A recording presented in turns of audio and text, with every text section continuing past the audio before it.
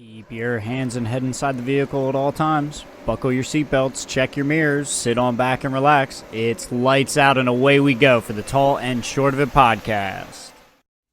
All right, everyone, and welcome to another episode of the Tall and Short of It podcast, coming to you live from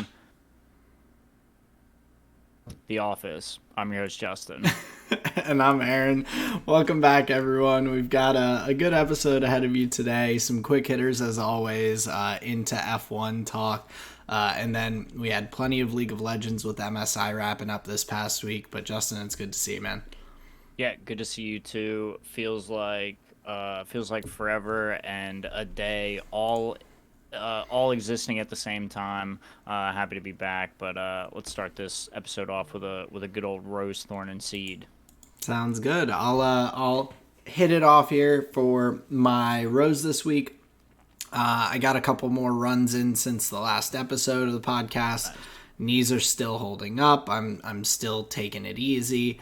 The pace I'm running feels pretty good too, and I feel like just in those few runs I've already started to get a little bit better with my cardio pretty quickly, so I'm glad to see that pick up, but I still have a little ways to go before I'm where I want, but it's definitely a good start. But my thorn this week is shifting over to work. I know oftentimes it is, but today was just rough. It was like I have all my ducks in a row. Like my property manager she's really on top of stuff and everything, but she's always worried that we're gonna forget something or miss something. I have not missed anything with any of my stuff. I've had everything ready for my people when they're coming to pick up keys, move in. Everything's good, no issues.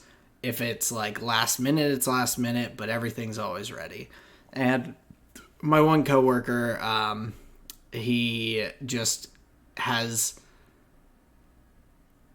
he's slipped a little lately, and today had an apartment that had not been cleaned at all, and the people were moving in today, and they were supposed to move in a couple days ago, but they pushed it back, and the apartment we knew the apartment wasn't ready, and he just never got it together. And then I'm having to get thrown in to helping go through this apartment, check all the little things. Oh, this is dirty, pulling out all the drawers. Oh, do we need to vacuum these out? Oh, what needs to be. So I have to go in and take a half hour of my day making a list of things that I'm hey, it's 11 in the morning. These people said they're moving in at 1. We got to get these things done to get this apartment in condition that someone can move in. But it gets frustrating because I have in the next month and a half, I have probably 20 some move-ins. He's got 3, and I've got my desk looks crazy. I've got just lines of manila folders with each of these people's reservations, leases, all these things. I've got it all. I apologize to everyone who comes into my office. I'm I'm sorry it's a mess, and everyone's this is the most organized mess I've ever seen, and I'm I appreciate that it's still a mess. It's there's no room for you to set anything on my desktop right now.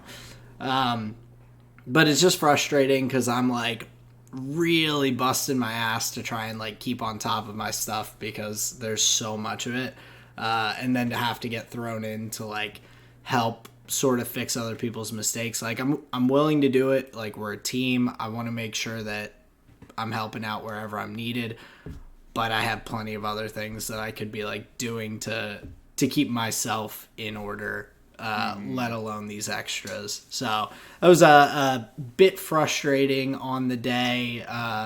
Just another folder on the pile, basically. So of course, damn, you hate when Yeah, having to contribute to like somebody else's workload. Yeah, that's just got to be very frustrating. And then being the higher up, it's gonna fall onto you. So yeah, Yeah, and the it's easy to guy like, understand that frustration. and it's even tougher because like I really like the guy as a person. Like he's a very sweet person, very nice, polite, friendly guy. He's just a little bit of a mess sometimes, Mm-hmm. and I'm like, I just want him to get it, to reel it in a little bit.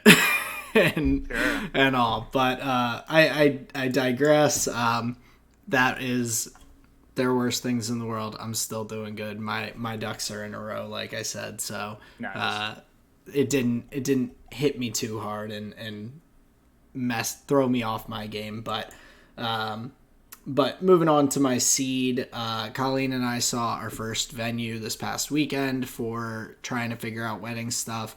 We've got a couple more tours lined up this coming weekend, and it's just it's kind of cool. Like we're starting to figure out like what we like, what we don't like. It brought up a lot of like thoughts about just in general what we need to do, like is this space going to fit this many people? What happens if it rains and you can't do the outside thing? Is the inside thing good enough? Like all these different kind of nuances, and it's gonna be a pain, but right now it's like neat that we're figuring out kind of our vibe with everything and Mm-hmm. like what we're looking for and all. So Mm-hmm. it'll be a fun process. It'll be a busy process, but I'm glad we're kind of getting things kicked off a little bit. So Gotcha. Well, this may be just the perfect opportunity to slide this question in. So you have a ticket to have anybody, living or dead, come to your wedding and sit in with you on a rotation of sorts. You know? And you could give that ticket to anybody. Who would you have come and be in, your little circle in your little rotation? what do you mean in my rotation? Like a blunt rotation. Who would you like to smoke weed with? Oh, okay, gotcha. Sorry, I. Hey, I was trying to keep it, under the No. radar. I was still in like wedding thoughts. I was like, rotation. What? What? Oh. That's a tough one. I feel like I would want someone who would be fun to have there, but also have like good stories. I feel like an Mm-hmm. easy go to would be like Snoop. Okay. I feel like he would just be a character behind Sure. closed doors and a riot to like just chill with. Okay. That's a good So, one. but I don't know if there's any in particular like historical person or anything crazy like that that I'd be. I want to hear your take on it then. Well, I'll just say this: the idea came from there was a pretty funny take. I'm not sure how the conversation started, but somebody was like, "Yeah, Lewis Hamilton must be pretty boring in a blunt rotation. Can you imagine?" And then just like everybody talking about like what drivers would be funny in a blunt rotation, and just thinking about like, I wonder if Lewis Hamilton really would be boring. Oh, But hold on. I Well, now I'm gonna have to look through the drivers and think through. And like you can only grab two or three is the idea. Oh yeah. So if I'm going through and grabbing a couple, I think I'm grabbing like if I can grab three, I'm going Lando, Pierre, and Yuki. Cause I think All like young guys. well, Okay. and I think Lando and Pierre would just be like fun to chat with, like bullshit with and everything. And I think having Pierre and Yuki together would be hilarious because of Okay. their just like friendship and everything from being on Alpha Tauri. Mm-hmm. Plus, I think Yuki would be like zonked, just really out of it. So I think those three together would be a pretty solid combo. That's a I pretty think good snag. Okay, I think I see some what of you're the going for. higher ups on the grid might be a little too flatline in that circle.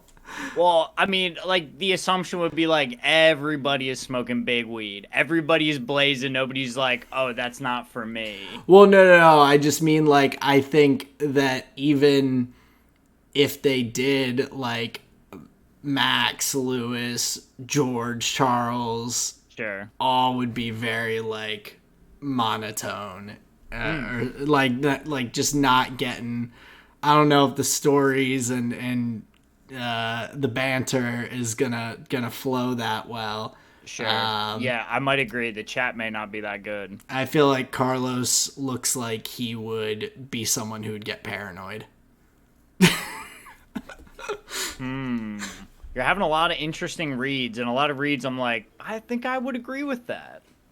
I pulled up all their pictures. I'm like looking through, and I just I'm sticking with those. But That's pretty good. That's pretty good. I think I'd go the other end. I think I might select more for like stories, maybe like old heads. have a like I would want a bunch of moments, maybe not where like we're having a goof and a gaff. I would want moments where you're like, whoa, with that guy, whoa, with him. Like I Okay. would want to hear some like, whoa, like some behind the scenes type, just like industry, like in the weeds type stuff. I think That's I an would pick like interesting way to go with I it think I'd too. pick like an Alonzo. I'd probably pick maybe like a. I Fuck, I did wish think about Kimmy was still on the Alonzo. I grid, bro. know. I wish Kimmy was still on the grid, actually. I To love be like Kimmy.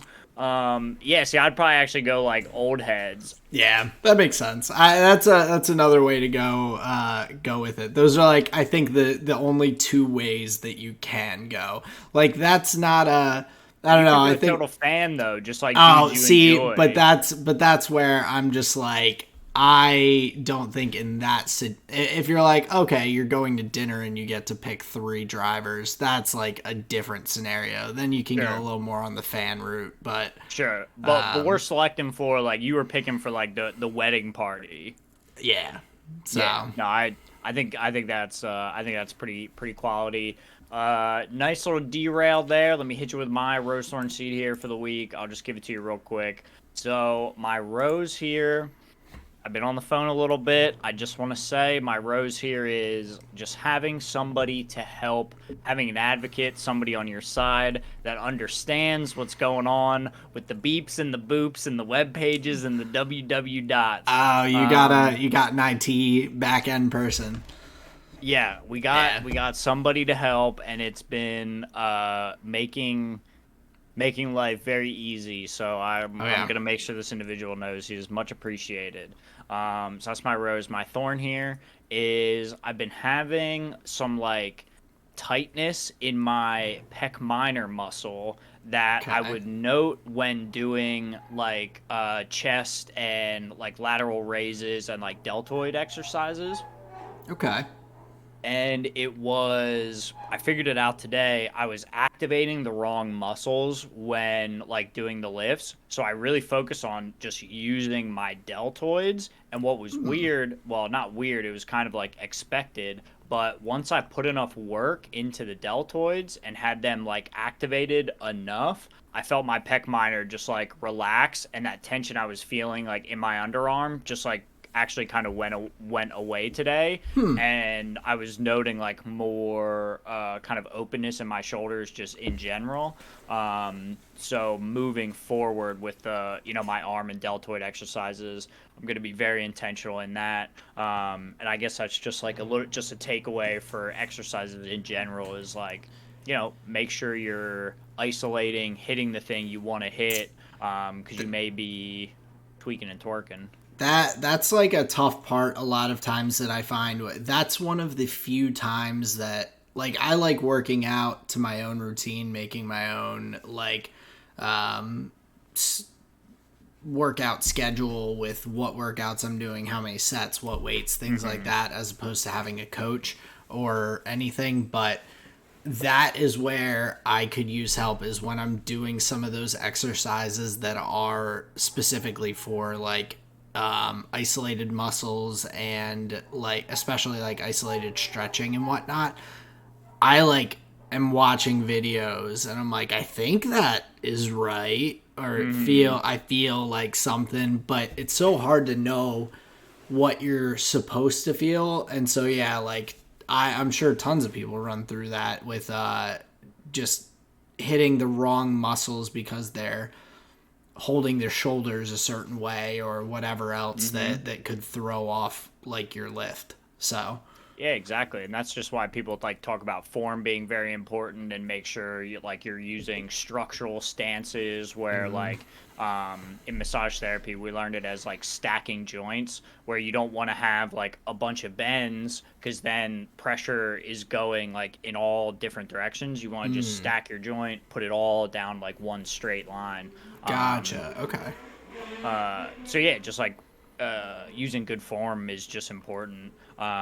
So little thorn, but like a little small win on the end of it because we learned something out of it, so that was pretty cool. And then my seed, and this is just gonna lead us right into just like the meat of our topics here, dude. My seed is a caster duo that I just cannot wait to like listen to again.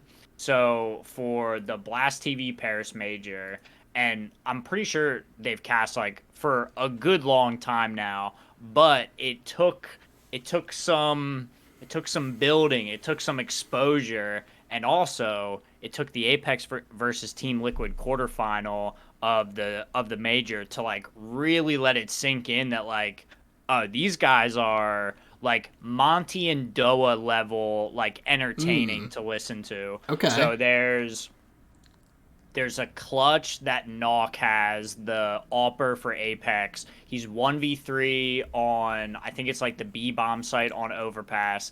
Okay.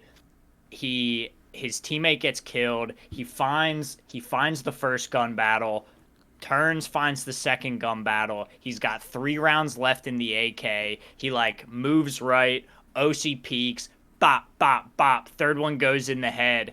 And the caster, his name's Sponge, the caster, like, it was three, the the gun's empty, bop, bop, bop, they found 14. And just like the excitement that these guys are bringing to the game, I was like on a whole nother level watching these like CSGO series because Okay.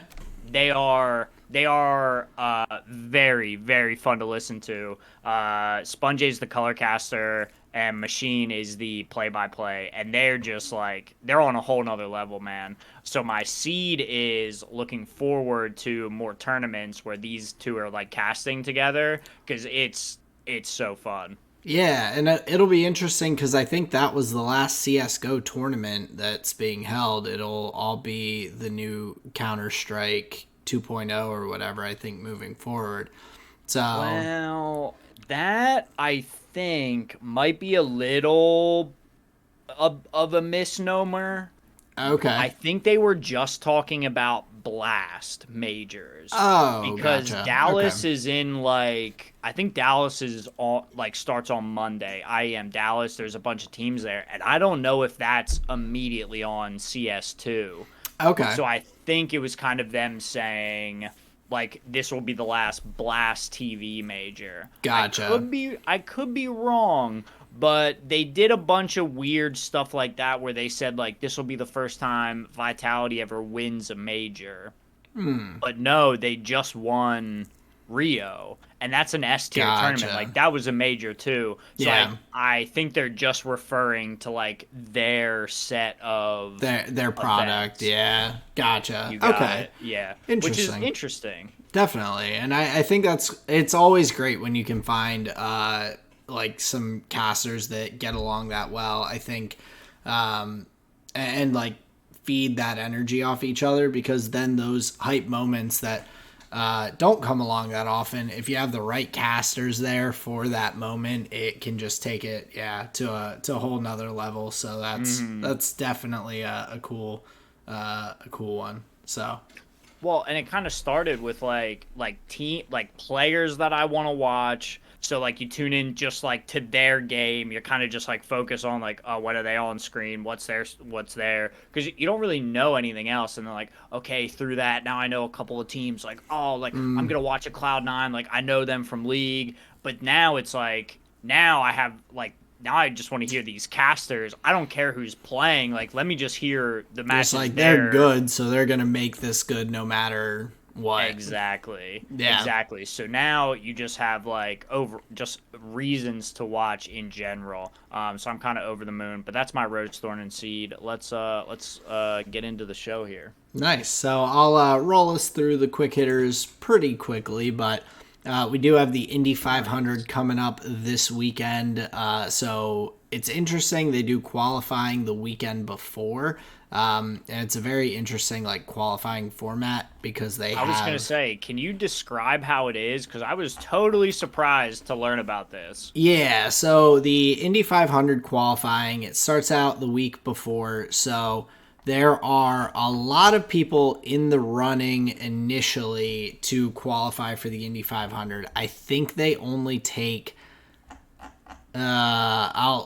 I want to double check myself, but I think they only take the top 25 drivers maybe. Okay. So they might take more than that. But either way, they have all the drivers basically queue up in pit lane. You get to go out, and for the Indy 500, they do it as your highest average miles per hour per lap. And you get 4 laps in a row, just boom, boom, boom, boom.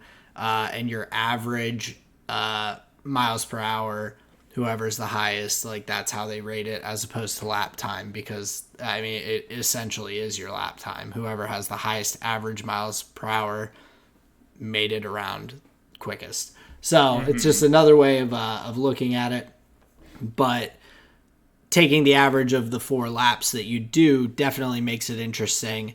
But they do a kind of full lineup of this, and there's a certain amount of time, a couple hours that you can go through. So if you have a bad qualifying, you can queue back up in line and hope that you get there to the front of the line to go again before the clock runs out, kind of thing. So they go through, they do this first session on the first day. Everyone goes through and you take, I think, the top 12 go on to a second qualifying. So anyone from 13 down, that's like your spot.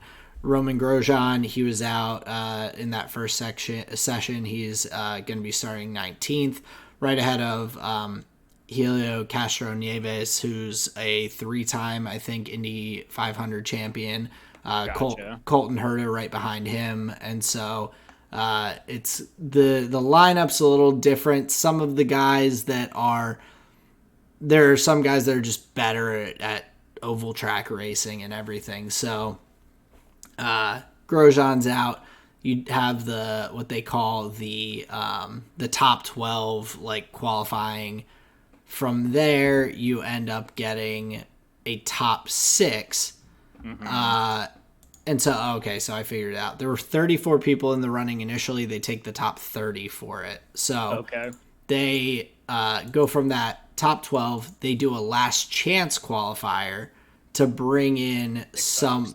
someone from those 4 people out, and then the top of that gets in, and then they do the final top 6 qualifying for position and everything. So Alex Palou ends up, he'll be starting P1. They go 3 abreast to start at the Indy 500, so it'll be three cars per row as opposed to just 2. But yeah, very, very interesting like setup. There's only 1 car on the track at a time as opposed to what we see in Formula 1 with the qualifier. So a different way to do it, but this is the what do they call it? The greatest spectacle in sports. So it's an exciting way to start it out a week before you're getting a full weekend of like qualifying action and like fast cars and excitement and everything. So I think and they there's did a whole it. bunch of like lead up practice days too, right? Yeah. Oh yeah, there have been 8 practice sessions and then Yep. the 4 qualifying sessions that we saw. Wild. So and some of the practice sessions were 2 weekends ago. Like they started this way ahead of time for the Indy 500. But a very, very cool thing, and I'm looking forward to watching it this upcoming weekend. It should be Yeah. a really cool event to check out. Well, and what I thought was so fascinating was the amount of like shifting up at the top with the like as the some of the last laps were getting put in. It kind of seemed like maybe apart from Alex Pillow, like the like 2, 3, 4, 5, that was kind of in flux for a little bit. Oh yeah, It even seemed like what's his first name, Renus Renus VK. VK. Yep. Yeah, it even seemed like Renus was or I guess you would say it even seemed like VK was going to be able to snatch it on that final run. So like right up until the very end, it was quite exciting. So yeah, I think it's going to be pretty good on Sunday. Yeah, and so we also something that's even kind of crazy. And so you're right with that. It did go down to the thousandths of miles per hour for their for Renus and Alex Pillow. They were 6 thousandths of a second or 6 thousandths of a mile per hour different in their runs. We also saw actually in one of the other qualifying sessions, and I don't remember specifically who it was, but 2 drivers were tied down to the thousandth of a mile per hour in their qualifying. And so the actual like recording of it goes down past that thousandth of a mile per hour, as opposed to in F1 where it's if you're tied, it's whoever set the lap first. Yeah. So they had to go to the like 10,000th of a second or of a mile per hour to determine who was ahead at that point. That's so cool. So it was it was really, really fun to watch and go back through and see a lot of these highlights and everything. So definitely worthwhile to check out, but that's coming up this weekend. Talking still in the outside of F1 realm of motorsports, I saw a tweet about a World Cup of Motorsport that is looking to potentially be held, where there'd be 12 races across different continents, and the teams would be comprised of 2 drivers from the same country, like the World Cup, and that would be an experienced and a younger driver. So maybe an F1 driver and then F2 or an F3 driver. And I don't know exactly what the cars would be. I'm imagining that it would be a spec series where all the cars are relatively the same and everything. But it definitely sounds like an interesting prospect. I'd love to see if that kind of happens. I think they were looking somewhere between December and July for these 12 races to be run this upcoming year. So I guess we'll see if that turns into anything. But it's a cool thought, and it makes you kind of think who would you want as your 2 drivers for like different countries. So like for Great Britain, I mean, you've got Lewis, of course. Like, you kind of have it with Lewis and George. I think last year I probably would have said Lewis and Lando, but sure. Lando has been having a tougher year, albeit a lot on the car. But recency bias, man, gets you. Dude, it really does. You're only as good as your last race, man. Yeah, so it kind of makes you think about who you would want. I mean, obviously Seb and probably, I guess you go with Mick or is Rosberg's German, right? Ooh, I don't know nationalities all that well. It's tough, man. Yeah, I feel like and for Finland, okay. Finland. You could have Kimi with Mika See, Hakkinen or all Valtteri. we had to do was just pick 2 U.S. drivers and just be done with it. That's all we had to do was just find them for our own country and move on. We don't have enough. I guess that's the point. We have Logan Sargent and who else could we do? Dale Earnhardt Jr. There we go. Let's just go Colton Herta. Okay, Colton Herta and Logan Sargent. They're both the same age, experience, one younger. Yep, Colton Herta being Beautiful. the experienced one. But yeah, it's an interesting thought. We'll see if it pans out into anything. I mean, you said Finland. Like, I draw a blank. Like, I have no clue. Oh, well, I mean, I've got some of the names, but like Kimi, Valtteri, Mika Hakkinen, those are I'd probably take Hakkinen and Raikkonen. just for the Anins. You'd take the Anins. Well, was Mika Hakkinen any good? Yeah, very good. Yeah, okay. Yeah, no, I was just their names both end in Anin, Raikkonen, Hakkinen. You're right. That's what I was alluding to.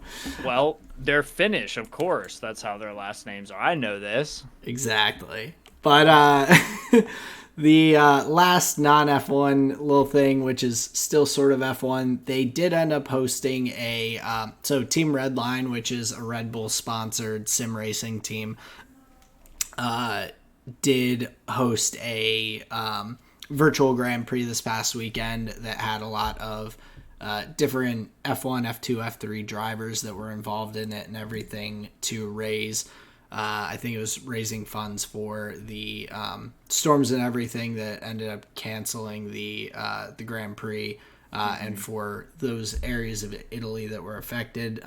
But Max, Ayuma Iwasa, Enzo Fittipaldi, Felipe Dragovic, and a few other professional drivers were in it, along with a number of sim drivers. So definitely a cool thing to see that they did kind of go that route and look to still do something motorsport related to kind of support the community there. Well, I feel robbed on your behalf. That was your idea, sir. I mean, I'm sure that there were plenty of people that thought the same thing. I don't know, dude. It seemed pretty novel at the time to me. I mean, it did to me too, but I mean, you see that sometimes. So no harm, no foul. It's all in support of the local area there.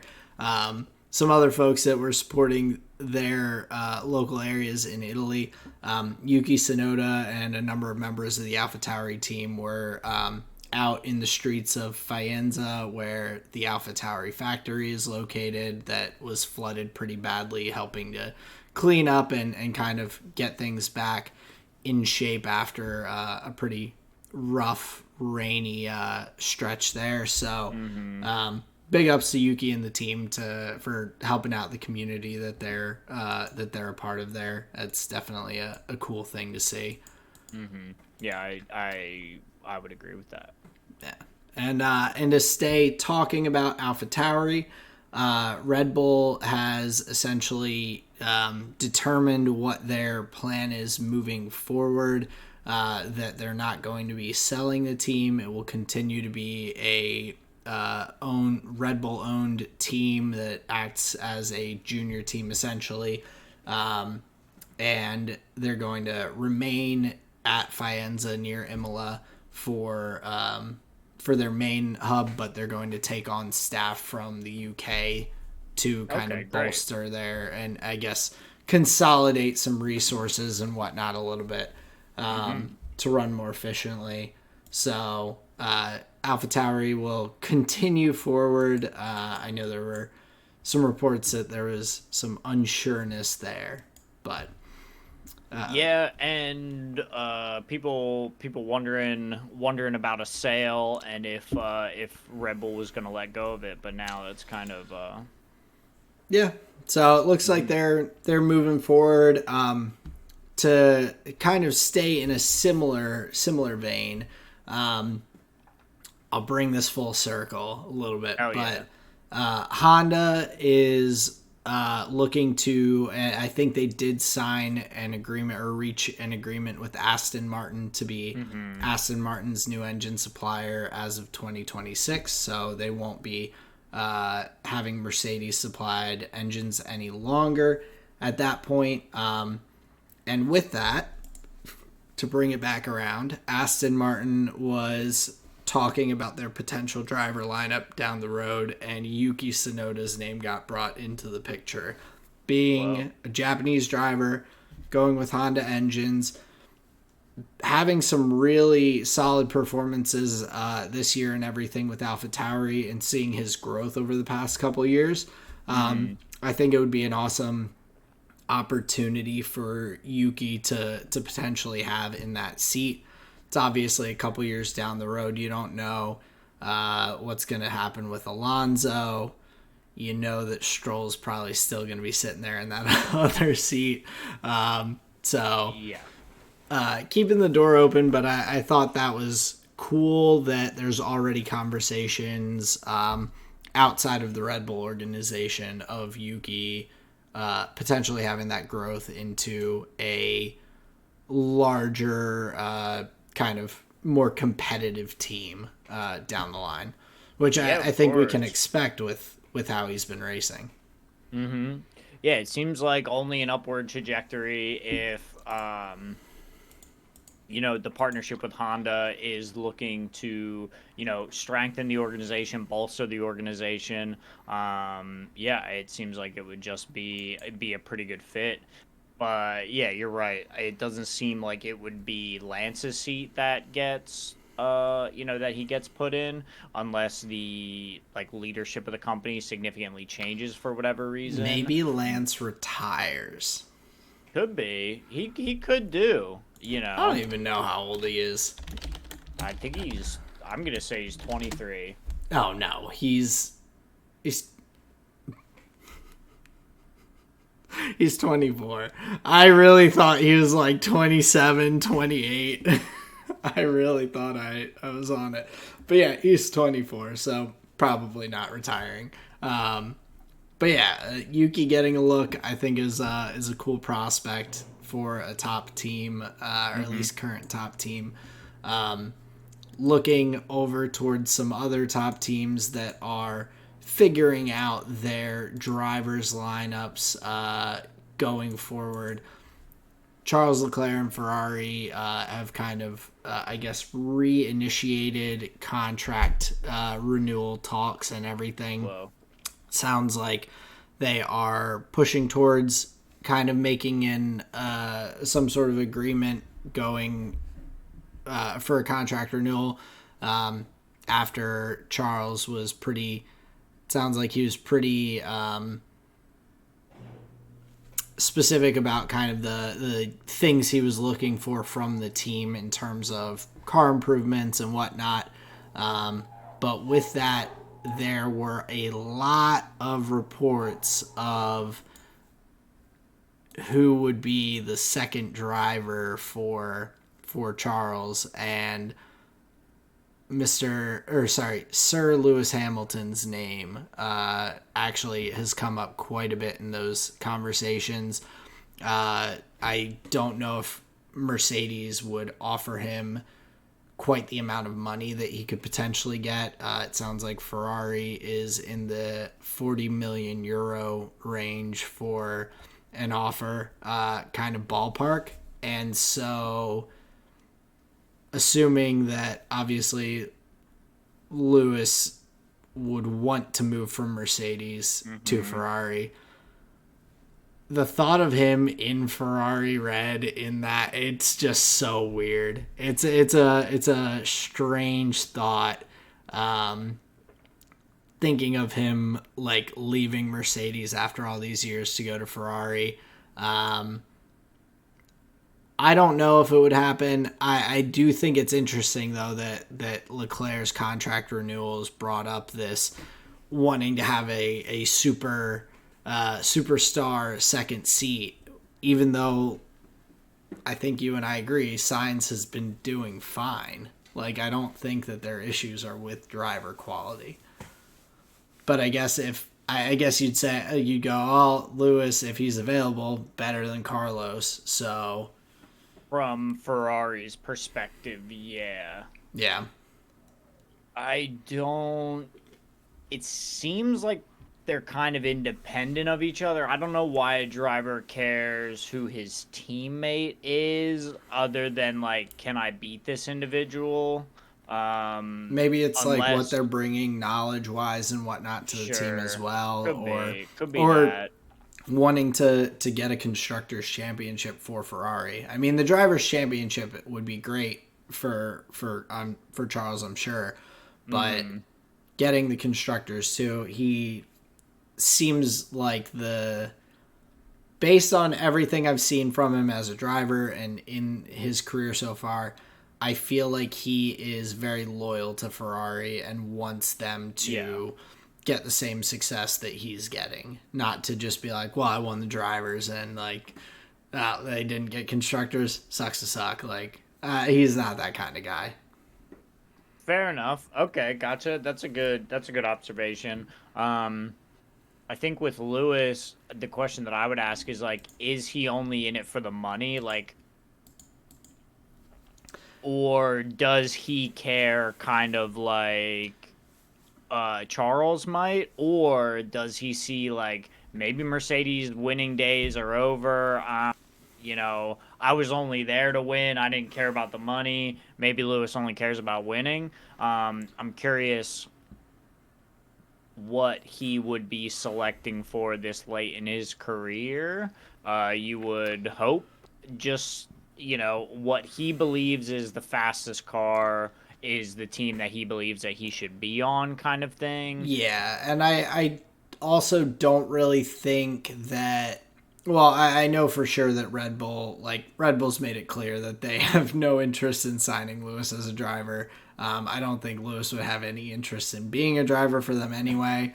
But yeah, I don't know if it would be. It could also be a maybe Mercedes doesn't find it worthwhile to spend a ridiculous amount of money on Lewis. So it's like, hey, you could take a significant pay cut or head off to wherever. So, I Right. mean, I don't think that hardly anyone at Mercedes would want that situation, but at the same Of time, course. like these are businesses as well as Mm-hmm. teams. Like Mm-hmm. they have to make fiscally like responsible business decisions, and if you're not seeing success with the car with Lewis and you're still paying him these super large salaries and everything, Mm-hmm. at the tail end of his career, potentially. I'd imagine he maybe has 5 years somewhere in that ballpark max that he would keep driving. I don't imagine him going and driving till he's 50. But that could also be a potential situation as well where he's kind of pushed out by Mercedes, and then it's like, who's the most competitive and willing to pay me the most money? Yeah, for sure. You would hate to see a Michael Jordan goes to the Wizards type deal, though, where it's just like super lackluster, and you're just like, uh, Yeah, I mean, I don't disagree with you. Seeing guys just, especially if they are not successful, it definitely puts a little tarnish on the tail end of their career. mm-hmm. So I don't know, but it was very interesting, especially with the kind of money, 40 million euro kind of price tag. That is a pretty significant chunk of change that they're looking to throw around. So if that number is being brought up now after just initial conversations, that's pretty wild that they're like, yep, we'll throw money at this and just see if it works. Bro, I'd be here for it. Honestly, I think that would be a really interesting shakeup. I think people would just lose their fucking Oh, minds. absolutely. Yeah, Everyone would go crazy. yeah, I think that would be wonderful. Well, 2026, it could be silly season again. Silly season. Actually, Clown next world year, increase. we could have another one with a lot of seats opening up and contracts running out. So we've got plenty of room for craziness. But that is definitely a big one. Wow, Lewis in red. It's a weird look, man. I'm gonna, while we're going here, I'm gonna send you a quick tweet. Very, very professional. But it's a picture of Lewis wearing a Ferrari uniform. I think they just cut off Sainz's head and put Lewis's head on it, but it looks so weird. Hot. It's strange to me looking at that with it feels weird seeing Lewis in that bright Ferrari red. In a parallel universe, this is what he looks like, and he's got 8 with this, or he's got 7 in this jersey. Yeah, so time to snag one in another one. But moving into kind of race weekend topics and into the Monaco Grand Prix that we have this coming Sunday. F1 is going to be in control of the television production here for the first time at Monaco. Monaco has been one that's held on to the local TV production rights for a very long time. And I think over the past couple of races in Monaco, we've had a lot of criticism of what you cut away from the action. There's not that much action at Monaco anyway, and they're cutting away from the action to show Lance Stroll coming out of the pit lane or like whatever else. And I think the F1 TV production has been pretty good. So I'm looking forward to seeing how this ends up differing a bit from previous production in terms of quality and everything. I think the F1 team has it down pretty well. So definitely a something to look forward to just in production quality for the upcoming weekend. That is quite interesting. I feel like we would have talked about that previously, but you saying that now, it's like hitting me like new information. That's really interesting that the Principality, I believe, has been holding on to those like broadcasting rights. That's so cool in some way, but also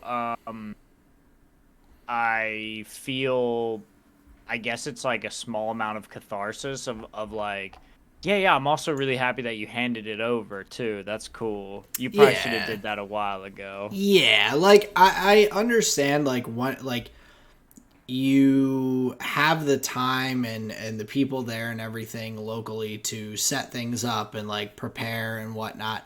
But just in terms of the quality,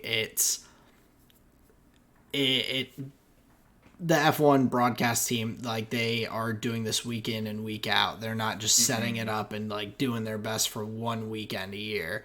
So I think it's a good step forward for F1. What? Dude, I cannot tell you how patronizing that sounds.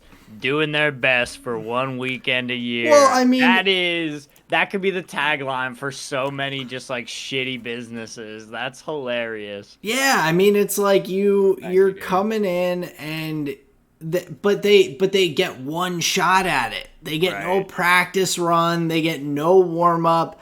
It's just like, welp, we've got this one race weekend and let's do it live. Like there's no way for them to build up a good, consistent like strength in terms of how they're going to broadcast what they're seeing. Like they don't get trial runs. This is just a normal city and normal city streets the rest of the year. So hilarious.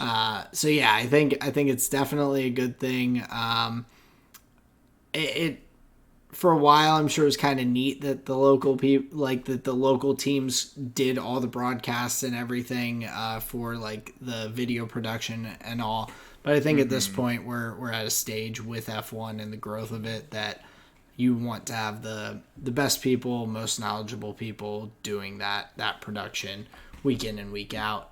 Yeah, especially if people are going to hate the weekend to begin with. Like, there's so much, like, do we need Monaco?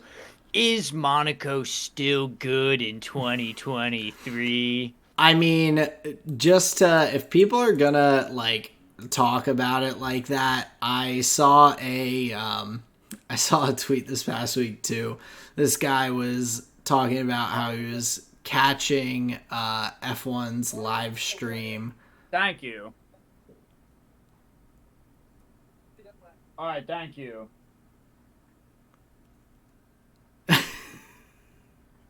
Wild. So, thank you.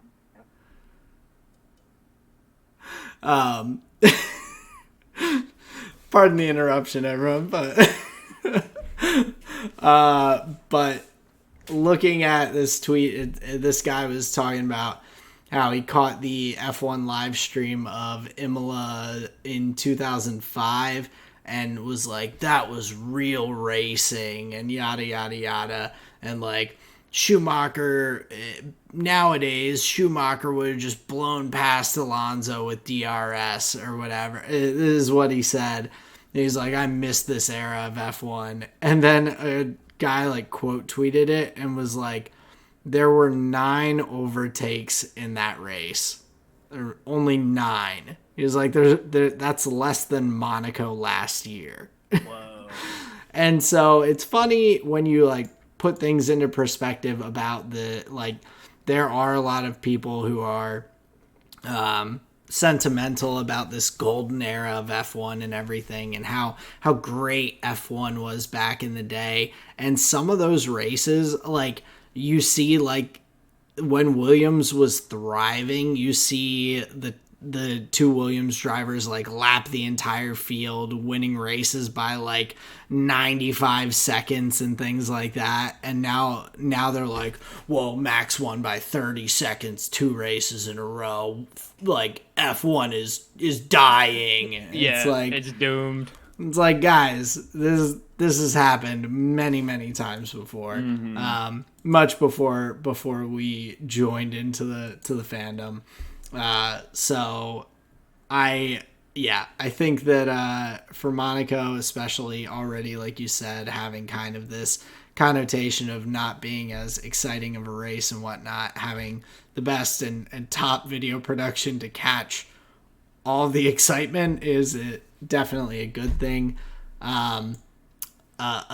Potentially bummer, bad thing, whatever you want to call it, Carlos Sainz may not race this weekend or may be struggling. He was in a charity football match this past week and ended up getting some sort of injury to his leg, it looked like. So maybe struggling with that a little bit through the weekend. I'm assuming he'll still race, but yeah, and hopefully nothing serious. There isn't really any reports. There were just some photos of him getting worked on by the personal trainers during the football match. So, and like taping up his leg and whatnot. So hopefully nothing too bad, but potentially a tougher weekend after a kind of string of tough weekends in a row for Carlos already. There's your fantasy F1 update for the week, everybody. If you have Carlos Sainz in your fantasy, make sure to bench put him on the him. bench Yep. and get somebody else in there. You don't want to be losing points this weekend, folks. Carlos Sainz, questionable for Monaco. So hopefully nothing crazy, but I don't know. You never know with these things. We saw Lance Stroll come back from a broken wrist with like pins in it. So I assume that Carlos will race, but could potentially cause him some discomfort and whatnot throughout the weekend, and we'll see how that affects him.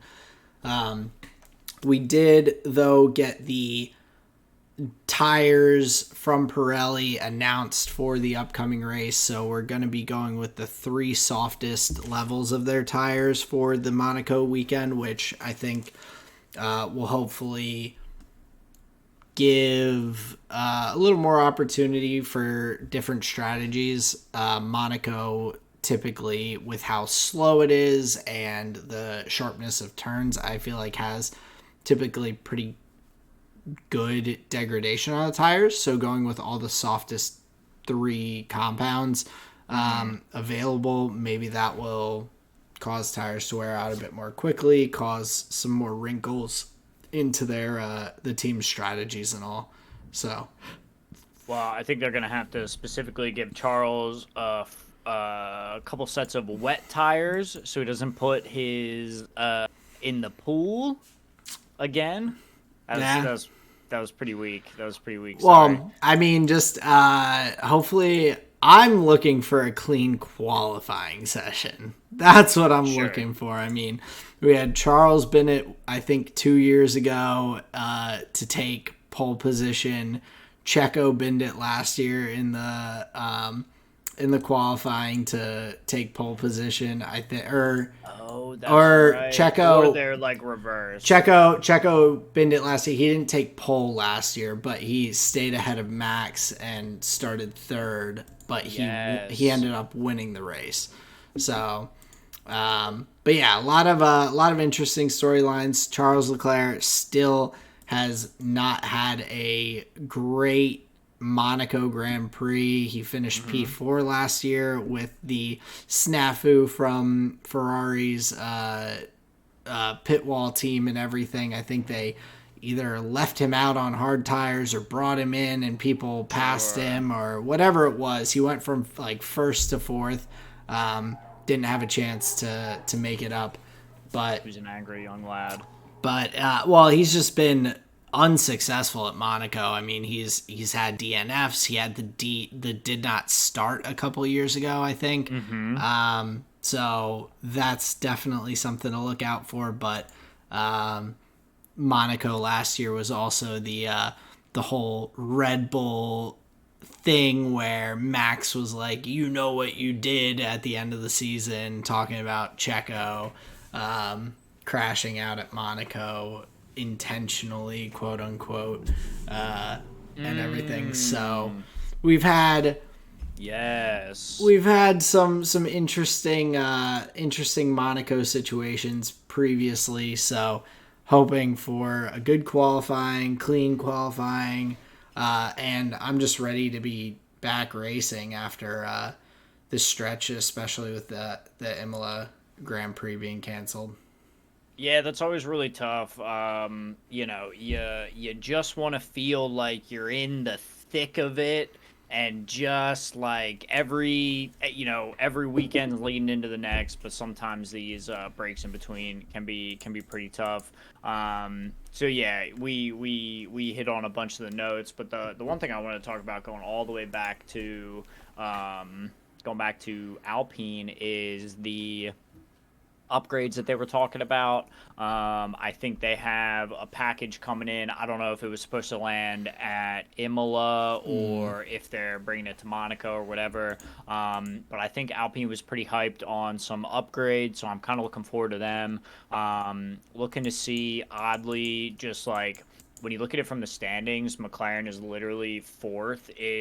Or fifth in the standings at 14, and like somebody else is like pretty close. So it's pretty funny to think like such a struggling McLaren is like literally halfway up the field. So there's some shenanigans afoot currently. So I'm looking forward definitely to Monaco to have some of these storylines just fleshed out a little clearer. Because we don't want anybody to lose, but we only want Red Bull to win. Exactly. Yeah.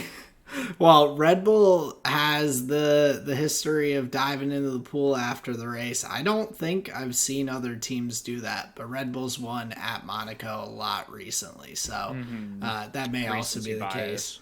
But I don't know if that means McLaren is having an okay season as much as I feel like that means that McLaren, Alpine, and everyone below them are really just having a rough go. And I think they're struggling. It's interesting just because I feel like things are still very close in a lot of ways, but it has seemed to just shake out kind of the same way in terms of finishing and everything, and points scored especially. Like it doesn't seem like these teams are that far apart, but it seems like the teams that are consistently finishing higher up are just doing that week in and week out. So time. Really shutting the door. Like the gap from fourth at 78 points to fifth and sixth tied at 14. That's like a pretty significant difference. Okay, so I did see it right. So McLaren is tied with AlphaTauri at 14. Alpine. Oh, Alpine. Yeah. Gotcha. Okay. AlphaTauri is down with 2 points, down in P9. That's my boys. So, and I'm 100% sure Yuki got both of those. Don't fact check me. But I'm can't imagine that DeVries would have gotten a point and I wouldn't remember it. So Yuki with the, I think, 2 10th place finishes. But Monaco Grand Prix coming up this weekend. We've got the Indy 500 too. So a lot of good racing. I'm looking forward to it. I hope you all are as well. But any other topics or notes talking about Monaco? No, I don't think so. Just, if Charles gets a pole, will he convert? Find out next week on Dragon Ball Z. Got him. Nice. That was beautiful. But I know we have a lot of MSI to get into. But just before that, we had the sad announcement that Bay Life will no longer be a part of the LCS. Like, officially. Officially, TSM Reggie Bro, made an announcement that the solo mid. The TSM team, the brand, it has always looked to strive at the highest levels of the League of Legends world, especially for the last couple years in LCS. They've been striving to be super duper successful with the lineups that they've put forward. Really going for it. But, they're going to leave LCS, but they're not leaving League of Legends. They're moving over to the LPL. And Spica is staying with the... No, Spica... It's going to be a whole new lineup. But I guess TSM will be a part of the LPL. Or maybe they'll get demoted to the LDL. I don't know. But they're picking up to go to a region that's more serious about League of Legends. So... And I imagine they will just... I'll mark my words here, but I imagine they're just going to succeed and just win everything now. Exactly. Yeah. That's what I'm thinking. Just take the eat off the end of that, and I think we know what they'll do. Suck. Seed. Suck. They're gonna suck. I don't think they're... I'm a hater. The fact that Reggie, all the shit he's done over the years, all the BS, and he's like, yes, we're going where we're serious about League of Legends. After, oh man, I'd have to look back and see what kind of lineup they fielded the past couple of seasons, but... Dude, it's brutal. Like, I don't remember any of their players' names at all. I don't think I watched. I stopped watching TSM after a long while. Same. I mean, got the big names like Neo. I'm skipping over the known people, so like Maple and Tactical and whatnot, but Neo, Instinct, Soul, MIA, Shen Yi. Oh, yeah. Big name players over the massive names past couple years of TSM. So that's rough. I wish them the best of luck getting stomped on by the other LPL teams. I just don't imagine success when this has kind of been their MO the past little stretch of just not putting effort into the League of Legends kind of department of their organization. And I don't know if this is going to like clear Reggie to be back involved with like the team again or anything, if he's if going to a new region means that he's not like, dude, you're right. That sounds like big loophole shenanigans. I don't know what the motivation is, but I have felt like TSM hasn't even really been a part of the LCS for the last couple years, so I'm really not thinking that we're losing too much there. Yeah, I agree. Yeah, Well, especially like really the only teams we talk about are like Cloud9, EG, Team Liquid, FlyQuest. Like it's all we've moved on, bro. Yeah, I mean, seventh place finish, a ninth place finish, the past couple years. That's not really what you would be looking for with TSM. So, I wish them the best, and I guess we'll see who fills their spot.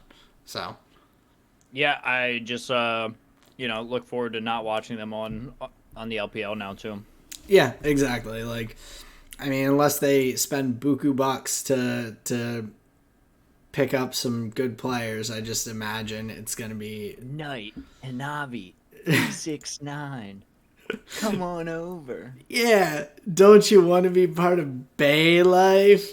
Bay Life, dude. Bay Life ruler. Doesn't that sound so much better? Don't you want to hear them just yell TSM, TSM, TSM? It just makes it so different for you as a player who has noise canceling headphones on. Damn, dude. TSM chant must hit different in China when you're ruler.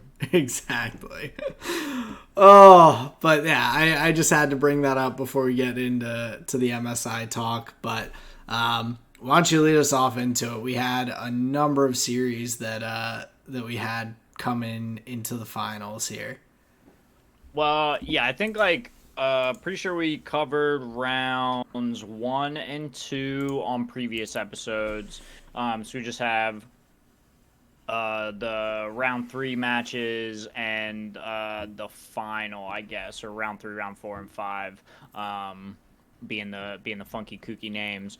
But surprisingly, Genji doesn't take a game off of Billy Gaming.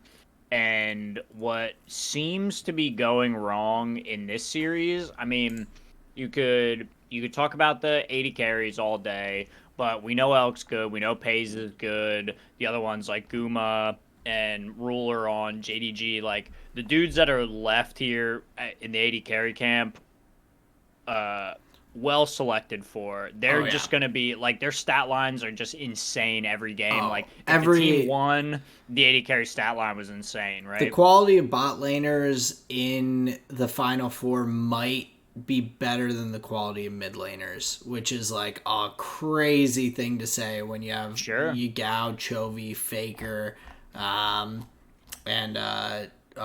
Knight in that final 4 teams left. Mm-hmm. I mean, the fact that you've got Guma, Ruler, Elk, who played phenomenally, and then Pays, who was playing very well as well. It's probably close there in terms of quality between bot and mid laners. Well, and the meta's just in such a place that like they're just the ones that are being played for. They're the ones that are racking up all the kills. They're in a pretty good spot. But what I think like kind of was the big difference in a lot of these matchups for me truly was like the jungle and top laners. There was some focus on some champion picks that just really weren't that strong for some of the teams, and then in other scenarios you have players like Bin who were just able to totally dominate a matchup, and especially against somebody like Doran or Zeus, who like in previous matchups and previous tournaments we would just be praising these individuals' names. Even in the regular season they're playing very well, but in this very like bot focused meta, unfortunately the top laners just like really weren't able to shine, and then being that they were on like tanking gauges or these primary kind of like um what do they call them, like fighters or like carry top laners, Mm. you lose out so much. You kind of run into these like 4v5 scenarios. So it seemed like a lot of these games were made or broken on that kind of top side of the map. Do you get the optimal setup in that regard? Well, I definitely agree with you, but I also on that same like line of thought, I think that Ben was just like he played a phenomenal tournament. Like Yeah, sure. Ben was playing out of his mind, and that's how they were able to put him onto these carry champions. Like we weren't seeing quite as much of that in the top lane like up until this point of the tournament. We saw some with different top laners and whatnot, but we're seeing like a lot of Cassantes and Cannons, like these more bruiser type picks, a little bit.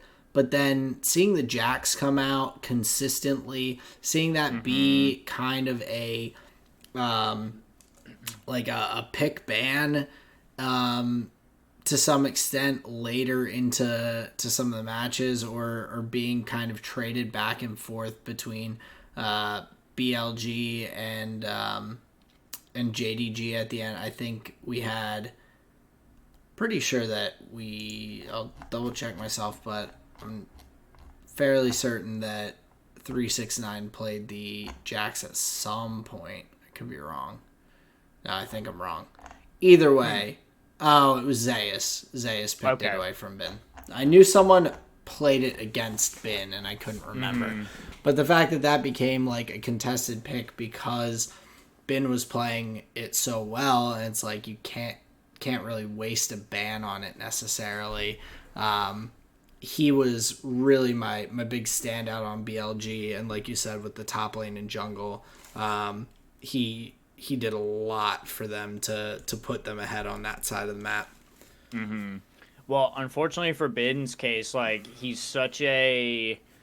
he has what seemed to be a pretty large champion pool in the sense of like, okay, even if you ban the Jax, he still would be willing to pick a Fiora or a Gwen that Mm, are in pretty good spots right now, and he's yeah. playing them at a pretty high level. So I think just from that perspective in a pick ban, like it gets really tough to want to target the top lane. So then you end up with a scenario where like he just has free choice all the time, Oh yeah. and giving him you see them giving him priority in that regard. So a pretty solid 3-0 from BLG against the LCK number one, which honestly to me was surprising. I thought that was going to be a much more competitive matchup, to be Oh yeah. fair. Game two lasting a decent while. Same with game three, 35 minutes. So they are going back and forth, obviously. But to a certain degree, I expected a little more out of Gen G. But, you Oh know, yeah. I definitely expected them to pick up more games, and even game three going to 35 minutes, it was a 21,000 or sorry 11,000 gold lead at the end of the game. hmm, That's massive. So yeah. it's not the length of the game like also doesn't always speak to how much of a stomp it was. Stomps don't have to necessarily. It reminds me that stomps don't have to be a 20-minute game. Yeah, of A course. It little just bit. speaks to like what their win condition might have been. Yeah. But yeah, so that is I think the only match in round three, I guess, was the Billy Gaming versus Gen G. So they move on then to face what would be the winners of T1 and Loser. JDG. Oh yeah, the loser, the winner goes on to the the first ones into the grand final. Sorry. So yeah, then we have first matchup in round four. We have JD Gaming, China's number one, T1, LCK's number two. We were I think we were pretty honest on the pod here, but obviously big cheers for T1 on my side here. I was hoping for that. But honestly, I think they gave a pretty good match to JDG, honestly. And was surprised that they were able to take two in that last game. I want to know what the fuck happened in those comms around the Baron, but honestly, I thought T1 like played a really good series. The two games that they won were just like clean, decisive Baron plays that if you saw any other team do that, you would be like, what the fuck is going on? Who is that? You know what I mean? Like it You would just be expect it kind of from T1 to make those smart plays and decisions. sure. Sure, and just like right on time, just making one swift play, ending the game. But then in game five, it almost seemed like they were kind of feeling themselves. Again, you have Faker on the Nautilus wanting to make big plays. They're down in a 4v5 scenario. JDG's coming like into their blue side, and Faker goes for the hook. He lines it up and just gets his whole team killed. And super questionable decision for me. I mean, and the casters felt it too. Like it in that moment, it did not seem like they needed to fight that. So I'm very curious what happened there. I would love to see a world where like T1 doesn't fight that. Yeah, and I mean, I think that for me, the biggest gripe I have is going back to the pick ban in general. I mean, Fair. game one, Faker plays Nautilus, goes 0-6, they lose. Game four, Faker plays Nautilus, goes 1-5, they lose. Game, game, or sorry, no, game four, Faker goes 0-2 on Nautilus, they lose. The three games he played Nautilus, they lost them. And it's not that it's necessarily a bad pick, but you are not really building around that to be super successful. Like the game four team comp, they've got three tanks. You've got the Tom Kench, the Nautilus, and the Malphite in those three lanes, and you're relying entirely on the Kindred to be able to jump in and out and hit sort of from range, but very short range with Kindred, and you're hoping that Guma can do it all. When you're sitting there relying on all of that as your damage, at least like from the other side, you've got the Gragas. Gragas can do decent damage and be kind of tanky. You've got the Wukong, who has just a good bit of just longevity with being able to use his clone and everything. The double knock-up with the ultimate. Like, there are like a lot more things that I feel like you get from JD Gaming side than T1 side. And then similarly in game 5, I felt like they were just kind of hoping that Zeus and Guma could just get them ahead. I didn't feel like those picks, the Maokai, the Nautilus, were really giving them much in terms of what they could do. I like the adaptation of Maokai instead of the Kindred. Like I get why the Kindred's there. It didn't feel like the best pairing for what would be an aggressive like mid lane Nautilus. I feel like you would want something that like isn't such like an early game. What am I trying to say? It doesn't seem like the Kindred has the like team fight kind of staying power that you need. Yeah. It feels like you need more engage. It feels like you need more tankiness in the mid and late game. Yeah, I understand she like scales really well with damage, and she's this like pseudo second threat that brings like resilience to your primary carry. But I did not feel like T1 was able to like execute that in the games. So No. I was frustrated like to see them continually going back to it in the draft because like they couldn't make it work in the game. Yeah. So that was a pretty frustrating angle. But overall, I just like I mean, they just had so many opportunities to win that series, and I feel like going up 2-1, you just have to win one of the next two games, Mm-hmm. and they picked, in my opinion, just not great team comps in both of I the agree. or team comps that they were not being very successful on. I just And yeah.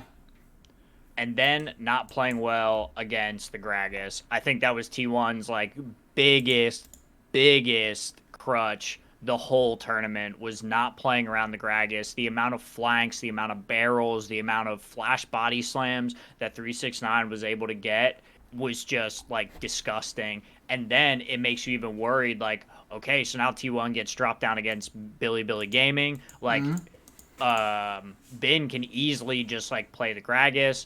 It ends up like not really being a factor, but like you're just so scared as a T1 fan that they're like they have to get rid of this champion or play it or whatever. So yeah, unfortunate series there for T1 in a form where it looked like they could beat JDG, and it was clear they could. They took them out in 2 games too. Yeah. Um, but yeah, unfortunate series for if you're a T1 fan. If you're a JDG fan, you're going crazy. Oh, absolutely. And I think that was the test that we were waiting for. Like JDG, like we said last week, hadn't really seen much to get to that point.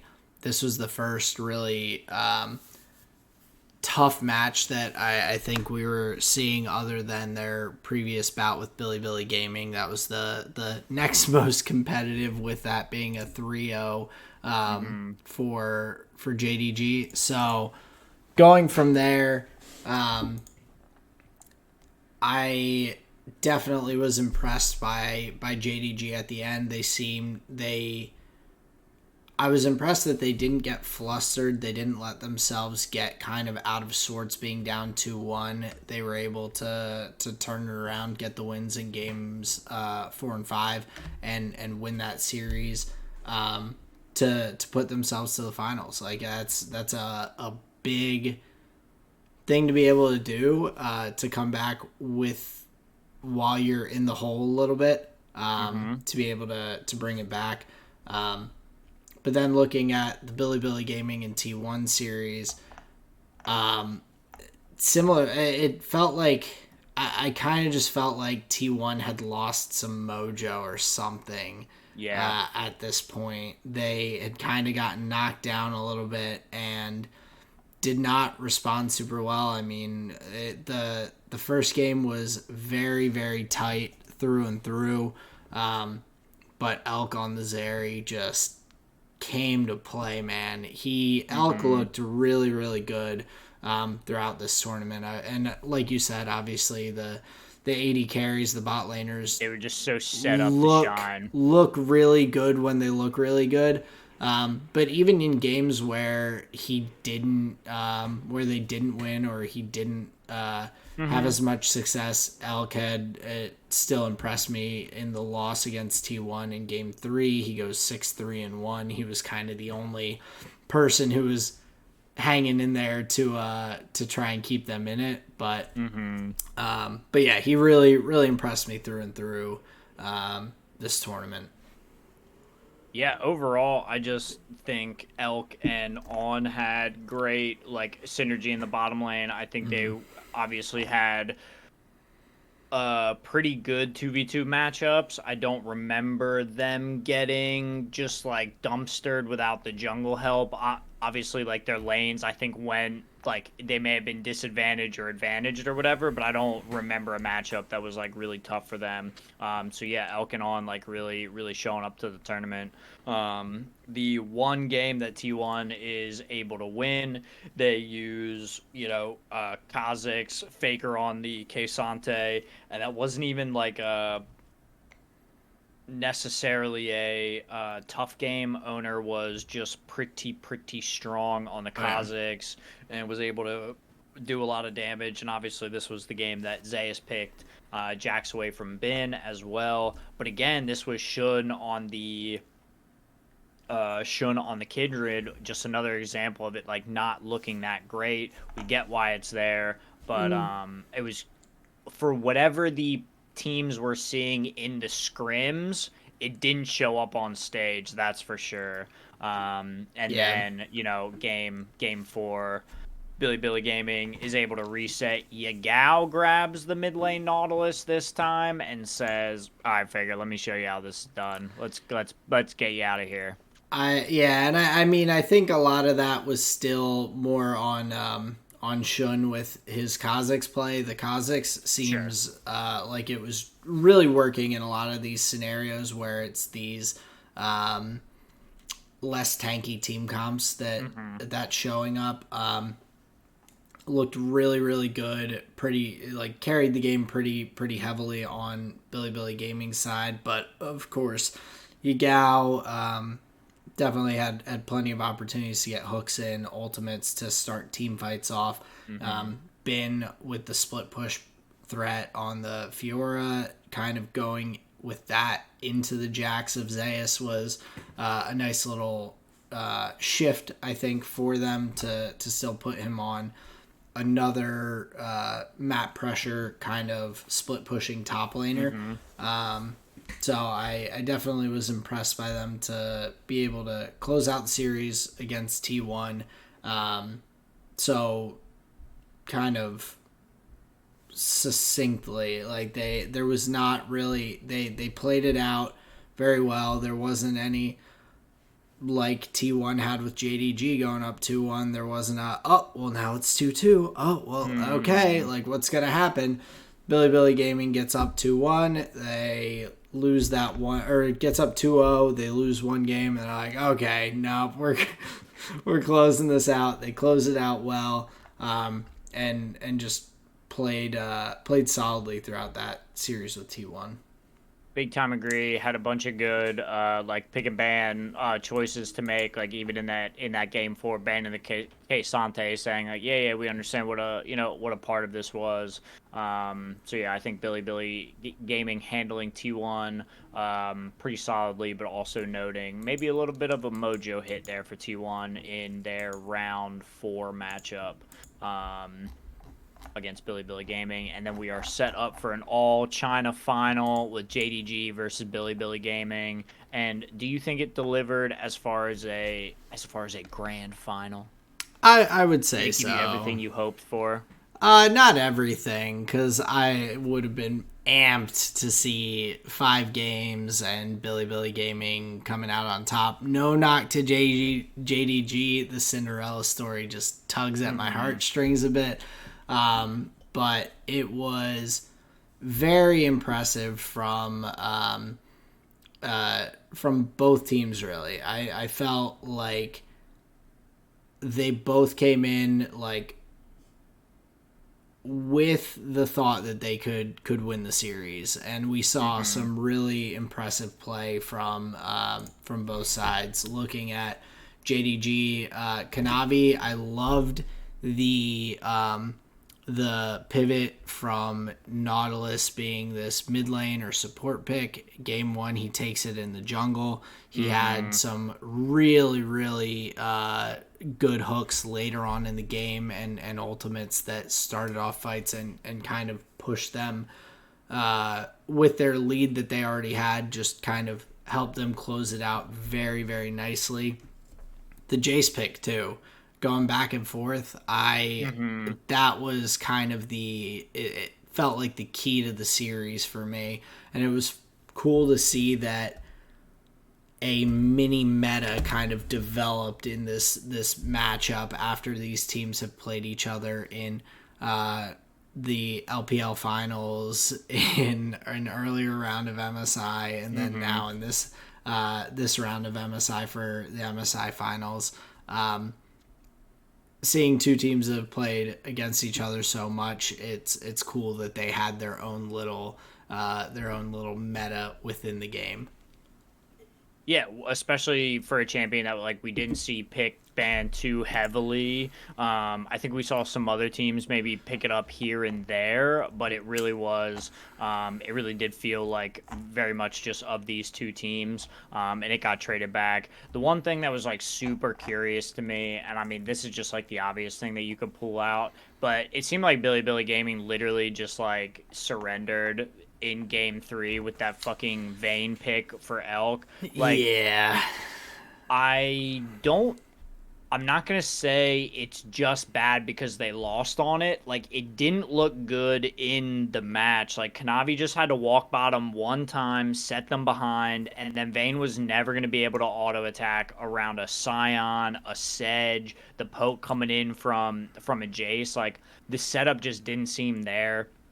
It And maybe was they could have picked it in a better scenario. It seemed just a little forced to me, and it definitely didn't show up in the game. That's for sure. Yeah, and it was weird because I feel like you need some sort of tankiness on your team for that. You need a front line for a Vayne. It's the same way that you need a front line for a Zeri, which on the other side, JD Gaming has the Sejuani and the Scion in the top lane. Like, you have the front line there. Vayne is not going to do anything. Like, even if you have Kennen get an ult on the 5 players from the other team, 5-man ult, Vayne alone is not going to be able to do that much unless she's already ahead. If she's even or behind, that's not going to do a lot. She's not hitting fast enough. She's not putting out enough damage. You're building items that are not like the most efficient for bot lane. For bot laners to build. You have to go the Ginsu's Rageblade build to be able to even have a shot at being competitive later. But that puts you behind so much gold. It just puts you really in a hole. And I felt like that in the Lulu is okay, but you need some sort of frontline engage in the jungle or the top lane. You can't just rely on these 2 squishy champions and hope that with that and the Annie stuns that's enough for Vayne to run rampant. Like you said, all it took was a tanky Sejuani into the bot lane one time, and Vayne is struggling the rest of the game. Like, that's... Yeah. I was watching through the games when I saw that get picked. I was like, oh. It wasn't a good O. I was like... Of course not, yeah. I was like... You can almost just kind of skip it and be like, okay, they lose this. I was like, well, at least they have Lulu. Like, that was the only thought I really had. I was like...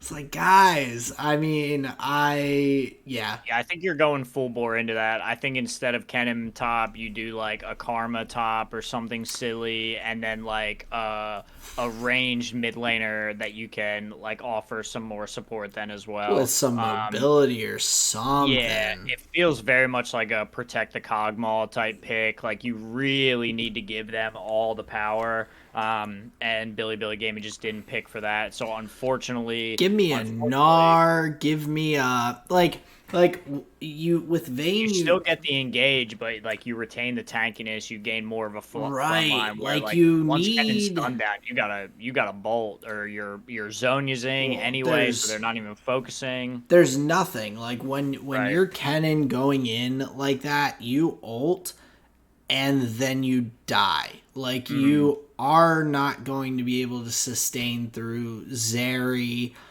and Jace and the stuns that are coming out from Scion and charms from Rakan and knockups and Sejuani. Like, as Kennen, you go in, try and ult as many people as possible, and then you die. Like, that is your result. With something like a Gnar, you can jump in, try and hit your Gnar ultimate, slam people into a wall, but then... like, you're tanky afterwards. Like, you can still frontline. You have an additional stun that you have that can hit multiple people. You have damage. You have a hop. Like, it just... The comp itself didn't do anything in terms of what I think they were looking for. It was... I don't know if it's just they've faced JDG so many times at this point that they were trying to come up with like something new, that they're like, they beat us 3-2, then 3-1, then 3-0, and so now we're like, trying to climb back or do something different to catch him off guard, but they were just lacking in areas in that team comp in general. And then going into game 4, I didn't hate their team comp, but the matchup between the Jace and the Sylas in the mid lane was just not. I think that's the only thing that I wasn't super impressed with. I would have liked to see something else in the mid lane, because I understand the Sylas can steal the Maokai ult or Scion ult. You're not really getting anything else from these other champions that's worthwhile as Sylas. He was getting out farmed by Jace by 30 CS at like 12 minutes in. Like, you can't be that far behind against something like a Jace that does so much damage and scales so well if it gets ahead. You're putting yourself in a matchup to be behind against a champion that just crushes if it's ahead. Right. And so, for not much benefit in the team fights by you, like with your point of saying like there's not even good ults to steal. Right. And so very just like questionable mid lane pick, especially like they picked that their last round. Like they knew that they were up against the Jace either in the top lane or the mid lane, and they chose Sylas, and then JDG takes Scion. Like you had other options. That was really where I just was a bit disappointed, because Yagao has played. He's played really well throughout the tournament. He's played a number of different champions. I would have liked to see like the Annie or the Talia or something like Lissandra, something other than the Sylas there. And he's played the Sylas throughout, but I think it was a comfort pick more than it was a good pick for them. So definitely I think they kind of hit a wall. But I need to go back and look at it, but if I remember correctly, early on in the spring split here that we had, I think I had said that Billy Gaming had a lot of potential based on what I was seeing early if they could just like put things together. And I'll double check myself on it, because I don't want to be like, oh, I called it all along if I was like talking out my ass. But I'm if I'm remembering correctly, I was pretty impressed with them early in the LPL spring split, and to see them like progress kind of as they have to this point in MSI, I've enjoyed watching them. I mean, Bin was kind of the big player on this team at the start of the spring split. Yep. Shun, Yagao, Elk, like none of them were these big star stud players that have had these illustrious careers like someone like 369, Knight, Ruler. Those guys are known throughout the League of Legends world. They're common names. Along Kanavi and Missing are not too far behind them, but the BLG side I did not feel like had this star power, and I've been just super impressed by their progression and growth throughout the season to, I mean, beat the top 2 teams in the LCK, go to the finals of MSI, hold their own decently well against a very, very good JDG squad. It was a fun tournament to watch, and I'm excited now for the summer split, then looking way down the road towards Worlds.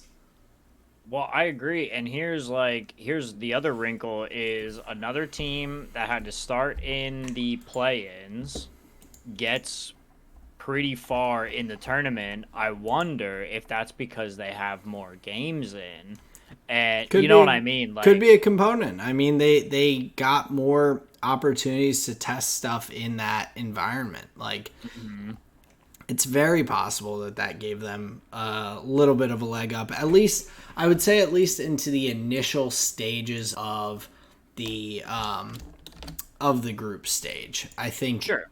you, when you look at it, um, it No, I'm definitely. saying you don't want to be number one confirmed. Not number one seed, not number two seed. You want to be the three seed. Well, I mean, JDG won it all though. Yeah, this is true. I'm just saying, if you want your best shot as an underdog to get to the end, you want to be like second or third seed. It's fair. Or you get you get a EU and an NA team in your first couple rounds. There So you go. Just get a free SM in the. I mean, sorry, free nine. Gold Guardians. No, free nine. Free nine. Yeah, there you go. 3-0 C9, 3-1 G2. So yeah, Billy Gaming had they had cupcakes early on their schedule, but no, they performed really well, and I loved seeing. I mean, I was shocked to see them beat not only beat Gen G but 3-0 them. To then also go on and beat T1, I was very surprised by both of those, and with that, very impressed with the team. So, LPL Worlds winners confirmed, basically. Yeah. I think that would be a good extrapolation.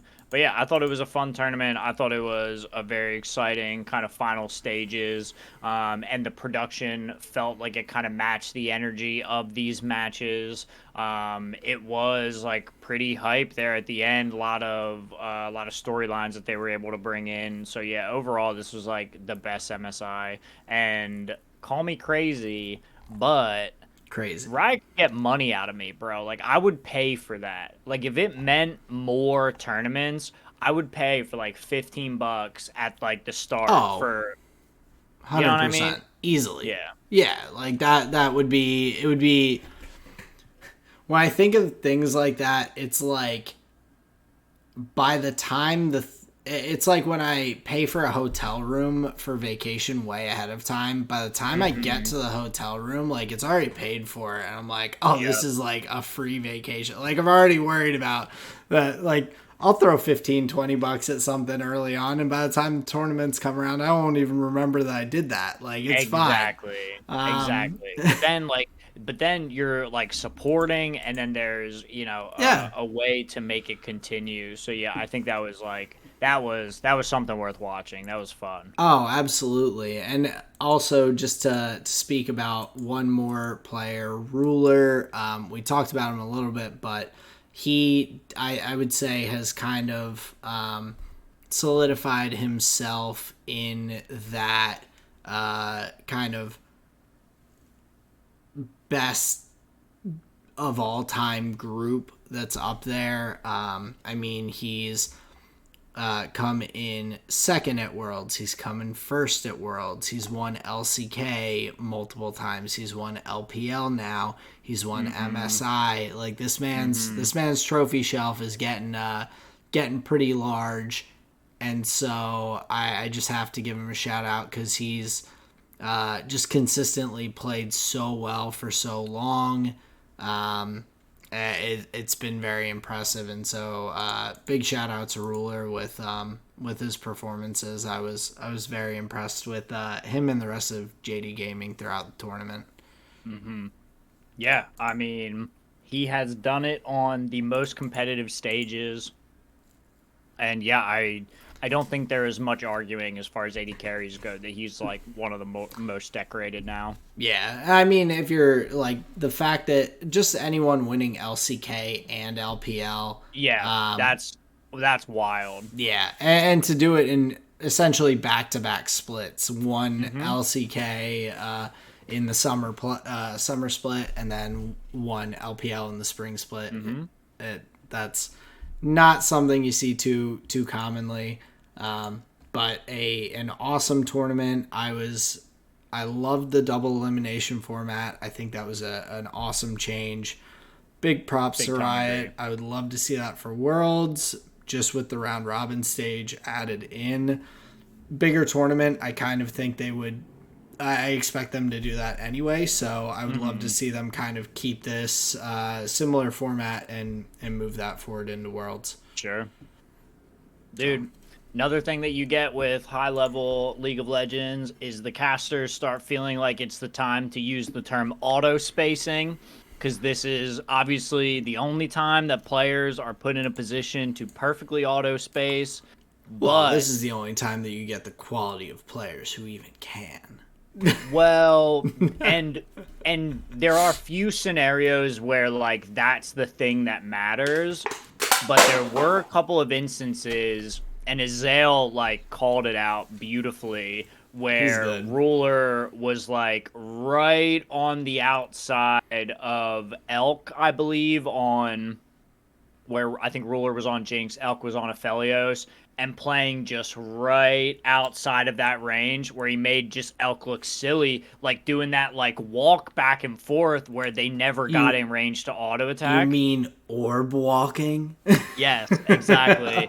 And it actually was pretty beautiful, and for them to call it out on the cast and whatever, like like it is a meme to a degree, but in that moment it was like, oh whoa, that like won them the fight. And it's impressive to see them like I give a lot more props to them for noticing those things during the live cast than someone going back and doing a like VOD review and being like, okay, now rewatch this and everything like that. And that like talks about good casters like we were talking about earlier. Azael's high on my list. I think he does phenomenal job. He's awesome. Azael, Captain Flowers, Freak's grown on me over the years a little bit. He's not as analytical, but definitely brings like good energy to the broadcast and everything. But yeah, Azael is super knowledgeable and really like well spoken about like what he's talking about. So yeah, that's a huge piece of it. Yeah, so I enjoy listening to him on the broadcast as well. So yeah, just a little funny note to close the MSI conversations.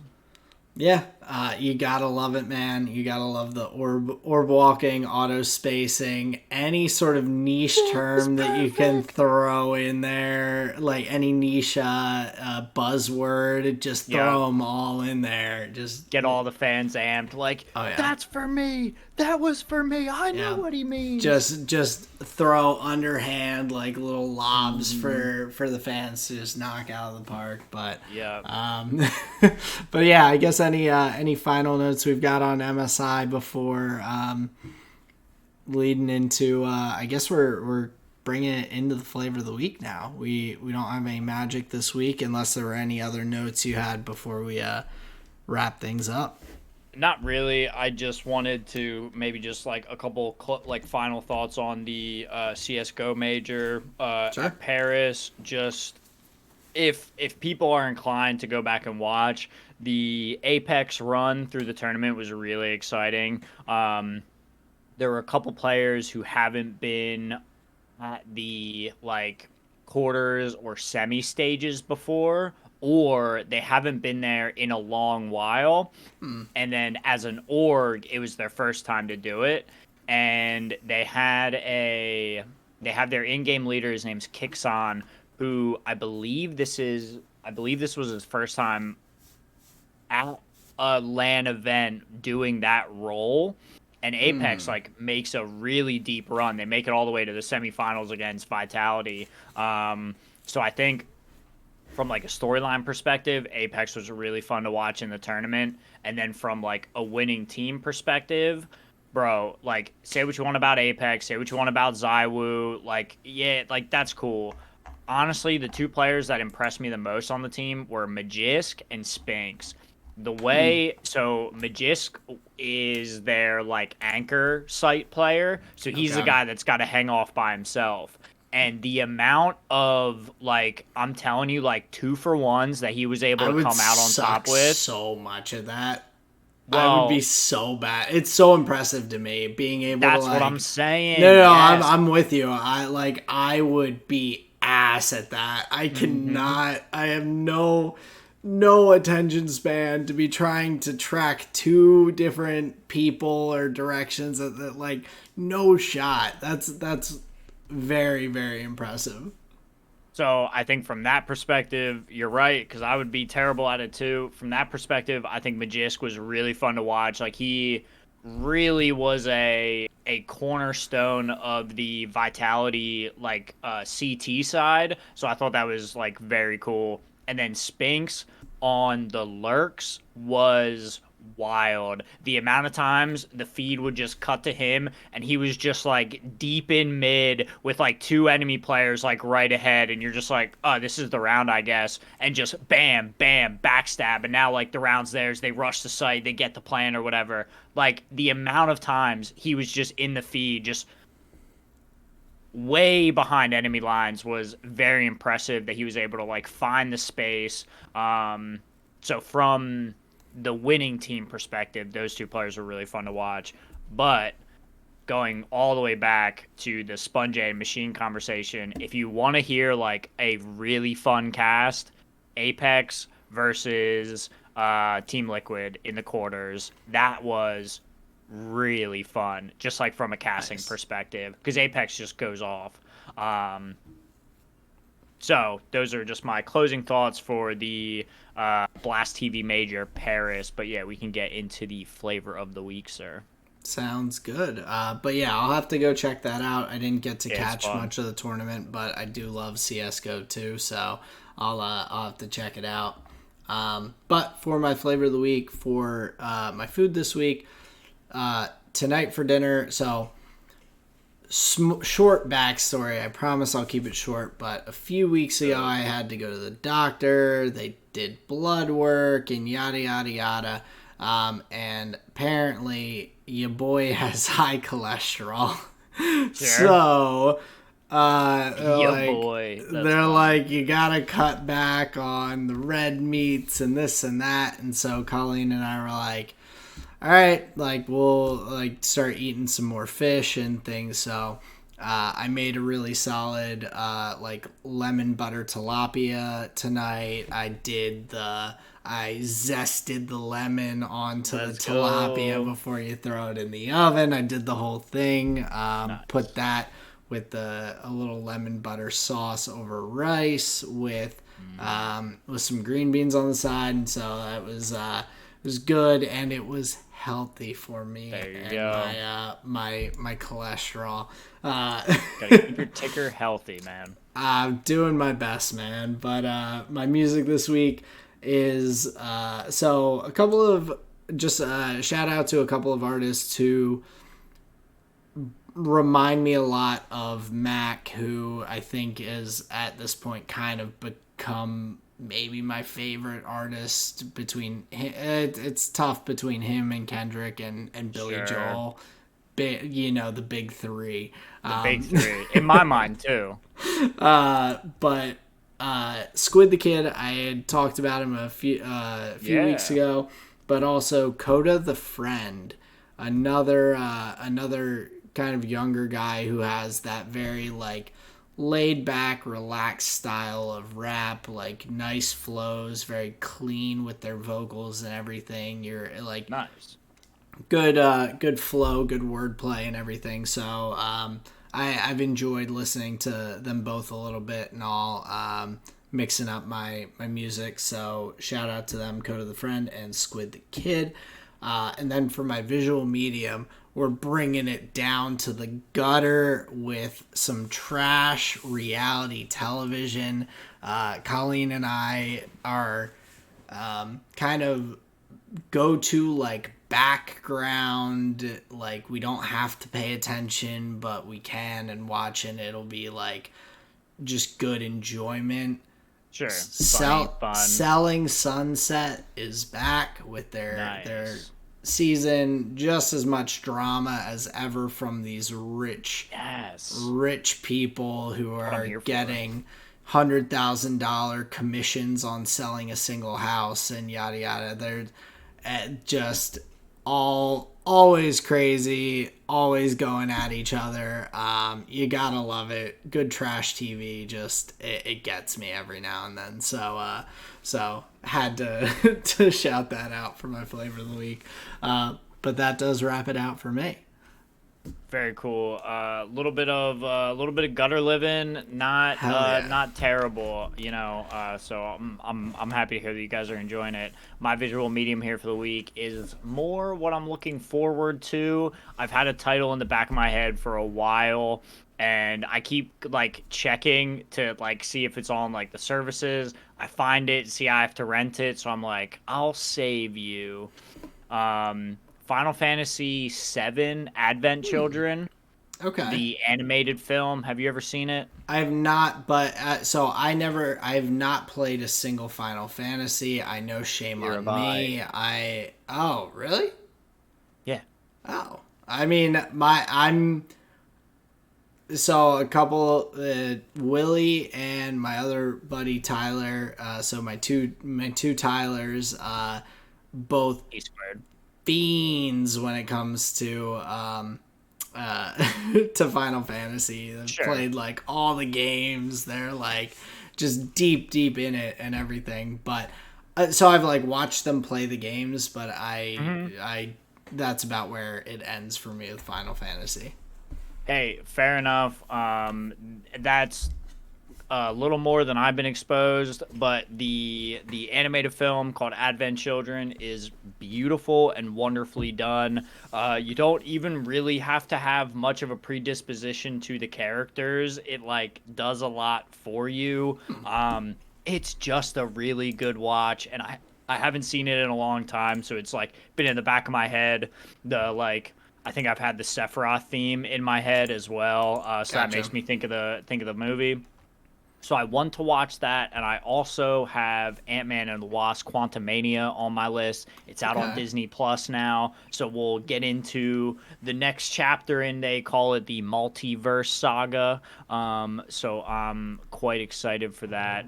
But that is my visual medium, my food here. We did chicken wraps at home. The PF Chang's lettuce chicken wraps. They have like a little thing, like a sauce that you can do it at home. So we Oh, did that. nice. Those are banging. And then my music here for the week. It's a song that I've heard a bunch, and it's a song that like plays in my head. Meatloaf's "Paradise" by the Dashboard Light. It was on the radio on my way home, and there's something really fun about like a like a rock opera in that kind of way, where you have like a Okay. story, a Yeah. conversation, and so yeah, I was enjoying that on my little drive this morning. So nice little What a Meatloaf pick. tune. Love it.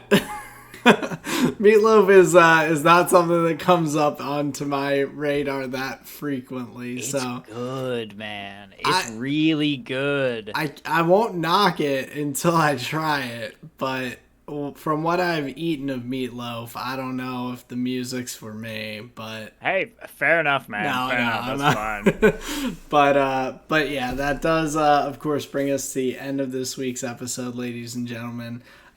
We appreciate everyone for listening as always and spending some time with us. So thank you for doing this, doing that for us, and joining us. But check us out on YouTube. Hit us up on Twitter at tall and short of one, the number one. You can find us on Google Podcasts, Spotify. But yeah, we really appreciate you guys week after week. We love putting this out there. So Tell your friends. New episodes every Thursday. Get them hot and fresh. We just appreciate you listening every week. Thank you very much. This has been another episode of the Tall and Short of It podcast. Peace out, everyone. see ya.